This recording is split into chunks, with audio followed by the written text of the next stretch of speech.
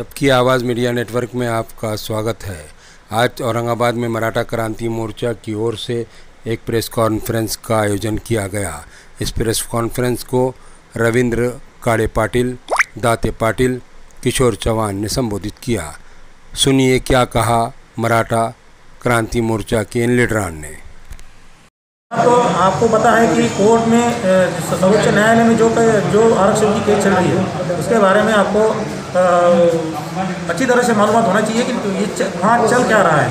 इसलिए हमारे एक्सपर्ट आदरणीय दाते पाटिल साहब ये यहाँ पे मालूमात देने के लिए आए। दूसरी बात जो है जिसकी चलते जो क्रांति जिसकी वजह से हमारी जेल कोपरडी की हमारी तारीख उसको 13 तारीख को उसका शहादत दिन है।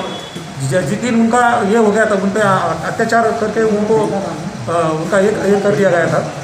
उसी दिन से हम 13 जुलाई को शाम में 6:30 से 7:30 बजे तक हर घर में उनके स्मरण में एक दिया जलाने वाले हैं। और हर मराठा समाज के हर लोगों को पूरे महाराष्ट्र में हम ये आह्वान करते हैं कि हर किसी ने अपने घर में वो ताई के लिए और जो 42 बांधव हमारे जो शहीद हुए जिनकी शहादत हुई है मराठा आरक्षण के लिए, वो उनको सबको श्रद्धांजलि देने हेतु दिनांक 13 जुलाई को शाम में 6:30 से 7:30 बजे 1 घंटे तक सभी ने आप अपने घरों में दिया जला के उनको श्रद्धांजलि अर्पित करें।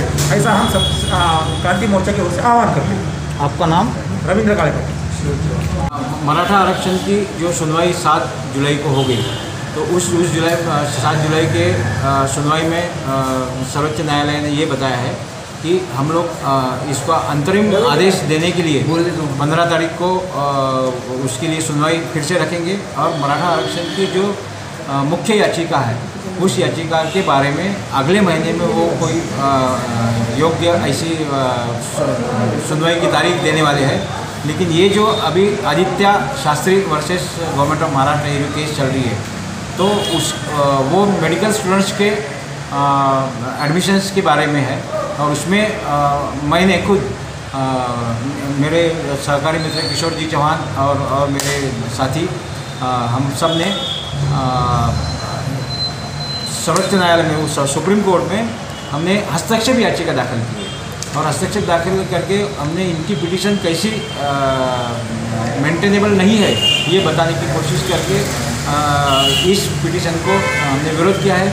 वैसे ही हमने ये सारा के सारा मामला घटनापीठ की तरफ जाना चाहिए, यानी कॉन्स्टिट्यूशनल बेंच की तरफ जाना चाहिए। ऐसी जो मांग चल रही थी उसमें भी हमने हमारा विरोध दर्शाया है कि अभी ये सारा की सारा मामला घटनापीठ की तरफ, कॉन्स्टिट्यूशनल बेंच की तरफ भेजने की फिलवक्त कोई ज़रूरत नहीं है।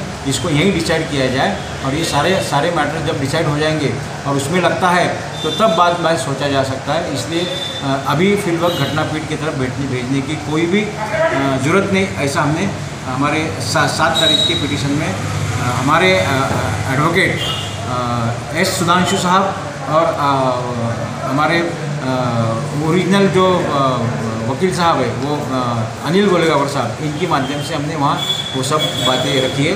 और जो मेन याचिका हमारी हाईकोर्ट में भी थी, हाईकोर्ट में भी हमने हस्तक्षेप याचिका दाखिल की थी। उस वक्त से मेरे साथ में मेरे सहकारी मित्र किशोर जी चौहान भी उसमें हस्तक्षेप याचिका करते बोल के थे। और अब हम सुप्रीम कोर्ट में मराठा आरक्षण बचना चाहिए, इसलिए हमने हस्तक्षेप याचिका दाखिल करके वहाँ हमारी बात रखने की कोशिश की। महाराष्ट्र गवर्नमेंट जो है अपनी बाजू सही ढंग से रख रही है। वहाँ पर आप लोग मराठा समाज जो समाधानी है कि महाराष्ट्र सरकार? अभी आर्गूमेंट की बात तो शुरू ही नहीं हुई। जब इसकी आर्गूमेंट शुरू हो जाएगी तब पता चलेगा कि कौन क्या बात रख रहा है। इसलिए हम जो महाराष्ट्र गवर्नमेंट की तरफ से चाह रहे थे, कुछ मांग हम महाराष्ट्र गवर्नमेंट को कर रहे थे, उसके बारे में हमारे किशोर जी चौहान अपनी बात रखेंगे। समाधानी तो है, लेकिन ये बातें प्रैक्टिकल में दिखना ज़रूरी है। अभी उप समिति के अध्यक्ष अशोक राव जी चौहान जो अपने मराठवाड़े के अपने संपर्क में के हैं और मेन आंदोलन अपने यहाँ से ही जो चालू हुआ है औरंगाबाद से, तो हमारी अपेक्षा है कि जो मीटिंग होनी है उप समिति की जो होने वाली है उसमें जो सुप्रीम कोर्ट में जो लोग हस्तक्षेप याचिका बोल के गए उनके साथ ही कंटिन्यू मीटिंग होना ज़रूरी है। ये मीटिंग होना इसलिए ज़रूरी है कि गवर्नमेंट शपथ पत्र में क्या डाला, हम जो हस्तक्षेप याचिका करके सुप्रीम कोर्ट में गए हम क्या बात रख रहे हैं, शासन ने कौन सा मुद्दा लेना, हस्तक्षेप याचिका करते हुए कौन सा मुद्दा लेना, ये सब बातें कंटिन्यू 2-4 मीटिंग का हुई तो सब हो सकती है। जब हमारे को ऐसा लगेगा कि गवर्नमेंट सीरियसली ले रही है और सीरियसली सही ले रही है, ये सब मीटिंग होने के बाद हो जाएगा। क्योंकि ये अशोक राव का विषय नहीं है या किशोर चौहान का विषय नहीं है, ये पूरे मराठा कौम का विषय है। इसलिए गवर्नमेंट ने भी सीरियसली लेना और हम लोगों ने सीरियस लिया है। और ये सब मीटिंग जैसी मीटिंग होंगी उसमें से ये बातें सब समाज तक जाएंगी जब समाज शांत होंगे, ऐसा हमें लगता है। आपका नाम सर? किशोर चौहान, मराठा आरक्षण समन्वय।